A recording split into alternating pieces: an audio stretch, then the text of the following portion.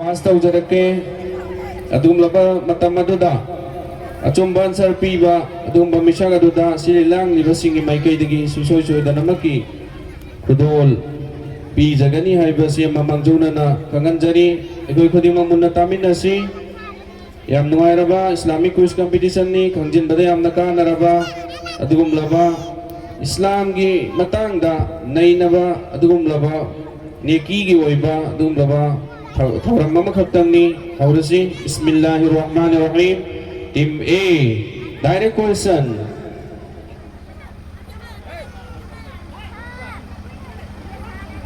पृथ्वी असिदा जमीन मथा असिदा हाइबदि मालेम असिदा कनाना ख्वाइदगी इहान हाना अनाबसिंबु ऑपरेशन तौबा हौखिबगी टीम ए कनानो मिसगदु pass pass to team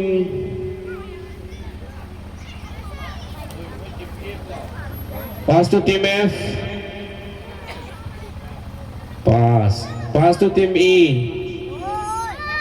pass to team D pass to team C हाय दौरे हायो की गनो हायो टाइम अप मतम लोरे पास टू टीम बी कनानो मिसगदु कनानो हाइसी Abu Bakr Muhammad bin Zakariya Razi Wrong answer. 5 marks team B dagi. Kaido katawani. Answer adudi ngasigi guardian sing kang B dagadi any person kana gumba. Audience selection beriba pumna mata. Question adudi jamin matha asida male masida kana na khwai dagi ihan hana na basingbu operation tawba haukhibage haina hangjaba question ni अचुंबा answer पीबा मिसादुदा सोयदनमकी अचौबा मना लैगनी committee की तरफ से की prize लेजगनी इंशाल्लाह any person खुमखुमिदो तलबासी की मनुंग दगे ओइरबसु याय any मिदा यामना ngasi phawada sigi question si ahoi science wala singna hairam gani tongan ba makhal makha kaya gi mioi sing piram bayai tabu Quran amasung hadis ki makapon na lay kanano hay misakto asawba limul ma kaya na ibiram balarik sing dagi ansara dodi akoy kudi mo tamin na si Abul Qasim Khalaf bin Abbas ay bumisa sina malim lay ba sida kway dagi ihan hana ana basing operation to bahaw kibani kanay ba Abul Qasim Khalaf bin Abbas hai bani. Direct question to team B.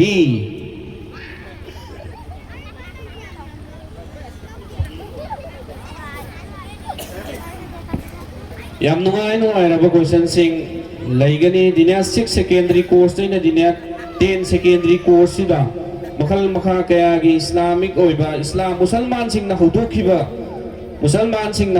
ngasi phawda amuk phawba ताखिद्रिबा मौंगी question सिंग ओइगनी यामना अचुंबा ngakta ओइबा lyric मरी लेनबा team B direct question team B अखोइना मैथमेटिक ता तम्मी 0 हाइरिबा मयेक असिदगी 9 फौबसी इहान हाना पुथोखिबा मालेम लैबाक असिदा अदुम लबा फौबा साइंटिस्ट अदु कनानो मोहम्मद बिन मूसा अल खवारिज़मी माशाल्लाह टीम बी 10 marks मोहम्मद बिन मूसा अल खवारिज़मी हाइरिबा अदुम लबा मुसलमान अदु अफाव साइंटिस्ट असिना मसिंग 0 दगी 9 फावबा महंग पुथोकी बनी मिंगदी करे हाइबा मोहम्मद बिन मूसा अल खवारिज़मी हाइबा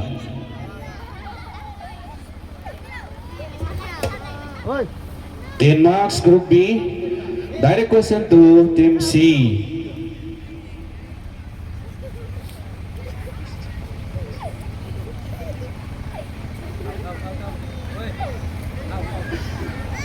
Asman mathak asida ꯑꯩꯈꯣꯏꯕꯨ ꯅꯤꯡꯁꯤꯡꯕꯤꯒꯗꯕ ꯑꯁꯃꯥꯟ ꯃꯊꯛ ꯑꯁꯤꯗ ꯑꯩꯈꯣꯏꯕꯨ ꯅꯤꯡꯁꯤꯡꯕꯤꯒꯗꯕ ꯑꯃꯁꯨꯡ ꯖꯃꯤꯟ ꯃꯊꯛ ꯑꯁꯤꯗꯅ ꯑꯩꯈꯣꯏꯒꯤ ꯃꯉꯥꯜ ꯑꯣꯏꯒꯗꯕ ꯑꯃꯜ ꯑꯗꯨ ꯀꯔꯝꯕ ꯑꯃꯜꯅꯣ? Ilma tamba. Wrong answer. 0 marks. Team C. Pass to Team A.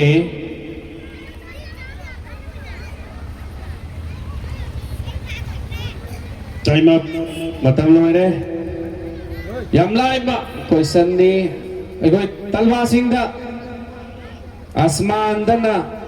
aikoi bu ningsing bigadaba amasung zamin mathak asidana aikoi gi mangal oigadaba adumba amal amakhaktang lay karamba amal no haina hangjabani talwa singda yana na chance bijari laitre guardian singda yam lai bani kana gumbam tadi attempt to bibai asom da khutha gali mashallah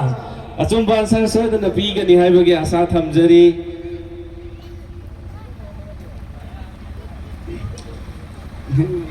aman itu nama asli. wrong answer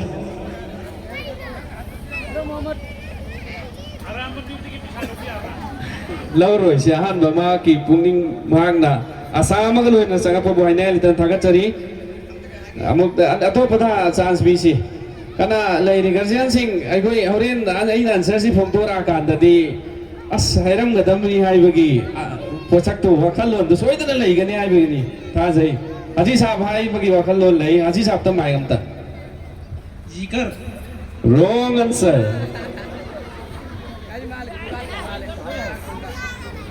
mapung bhabadi oidaba kitang wat pa aduna ni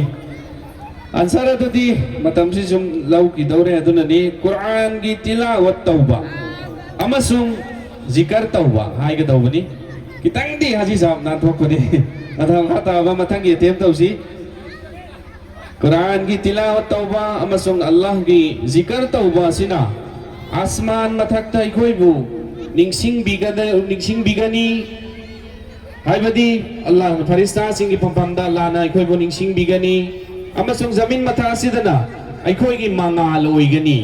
aikoi koding ma Quran ni tilawat tausi amasung Allah gi zikar sang nai na tausi Allah gi zikar tauba haibadi mafam matam koding makta aikoi na sin na kadaba dua sing aikoi na amal loi na tauba tarabadi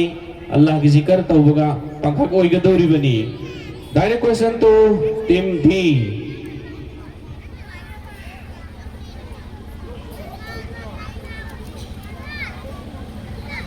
adugumba amal lama khaktang lai team D question mo nutasi amal lama khak lai hai riba amal lasi tauraga na sawa phangani karigumba hai riba amal lasi taudraga na azab phangloi hai riba amal adu karamba amal no tauragana sawa phangba taudragana azab phangloi amal adu karamba amal no hai sitim di Sunnah kyal muakkada. wrong answer upung bhade pass question je goi team khuding makta phangrabani na pass to what goi guardian sing doina mang da phambiri basing guardian sing mama oi bising sidagi su yai mama oi ba ma yam pungning thawan ningai ni mai ka mukta pibiu hai gai ri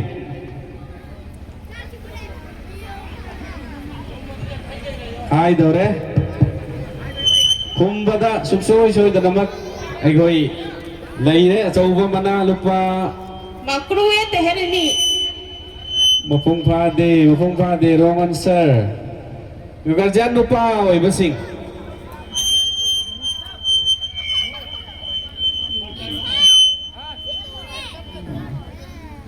haji sahab dam ta hayan si Mustaf oi ba ban sing sini. Mustaf oi ba amal sing jini mapung bara phadri Mustaf hakta dinate haji sahab kadik tang amuk tang kan taraga aisha Mustaf nataba am sai biyo Mustaf nataba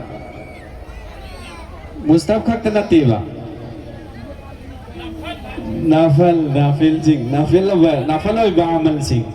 Masala ji sa bahinga litna thakat pabong dokjari mapung phana amuk ka kona hai bagi tanja amuk bijarake nafal amasung mustaboy ba amal singsi ai goi tauragana Allah tabarak taala na sawab pinabi gadori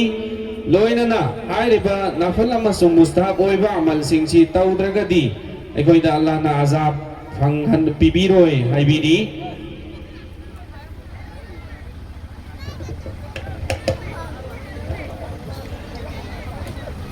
Direct question to Team E. Team Singh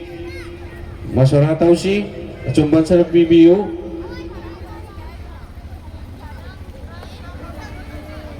Quran Karim asigi manungda punna surasi sa magatara marini loina na para kuntrani ayat lising taruk ka satruk humpu taruk lay. Ang janing ibadi Quran Karim masigi manungda adum laba surah mukhaktang yauri hairiba surah do bismillah so laga soloy hairiba surah do so bahu boda bismillah soloy karamba surah no Team E surah Toba. Mashallah Team E 10 marks adum laba surah amakaptang ni surah Tauba maming surah Tauba ni hai riba surah si son bahu badai koi bismillah so laga hauroi hai basiama idoi khongjin biu first round gi aroi ba question oina hangjari team F question bu notasi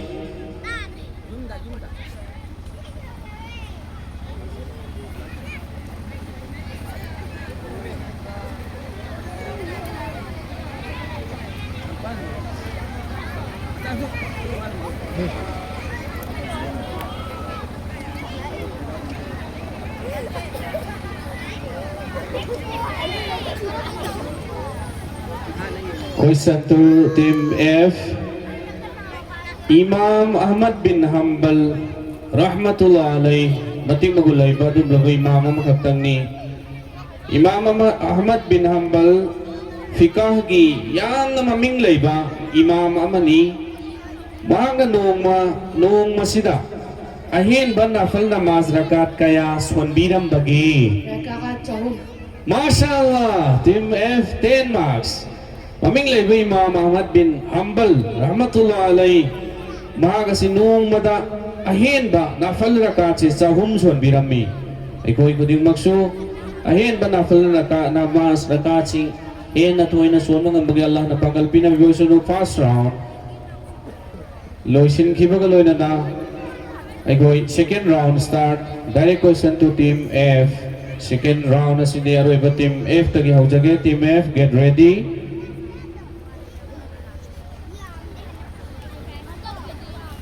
masala ka marilay na ba question hang jage ayame bais gi roza kadai buko bagi ayame bais gi roza ayame 20 hai ba ayame 20 की रोजा से कदाई बको बगे Sunnat. wrong answer गर्जियन सिंह खंगवी रगदी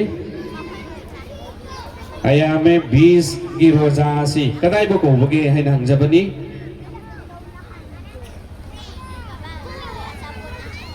खंगरे न लौरे si hai jarake tha khudingi ai ramzan tha natraba atokpa tha khudingi tara humdoini tara marini amadi tara mangani panba numit sida roja hen babu ayame 20 ki roja hai na kawi ai badi tha khudingi tara humdoini panba tara marini panba amadi tara mangani panba numit humni si sigi roja hen basibu ayame 20 ki roja hai na kawi. Direct question to Team E.